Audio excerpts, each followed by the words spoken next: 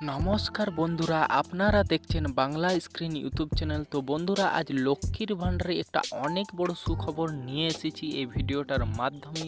তো ভিডিওটাকে আপনারা শেষ পর্যন্ত দেখুন।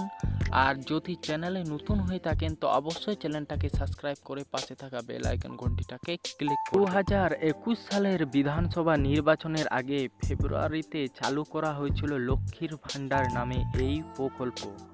এই প্রকল্পের আওতা সরকারি তথ্য মতে 2,11,00,000 নারী এই সুবিধা পাচ্ছে। একটি পরিবারে যত মহিলা থাকুক না কেন, যদি তার লক্ষ্মীর ভাণ্ডার পাওয়ার জন্য সমস্ত শর্ত পূর্ণ করে, তবে প্রত্যেকেই এই প্রকল্পের সুবিধা পেতে পারে। লক্ষ্মীর ভাণ্ডার পশ্চিমবঙ্গের বহু জনপ্রিয় একটি প্রকল্প হলো লক্ষ্মীর ভাণ্ডার। সবাই নতুন মাস পড়লেই অপেক্ষা করে লক্ষ্মীর ভাণ্ডারের টাকা কবে ঢুকবে ব্যাংক অ্যাকাউন্টে। লক্ষ্মীর ভাণ্ডারের মে মাসে টাকা দিয়ে দিয়েছে রাজ্য সরকার।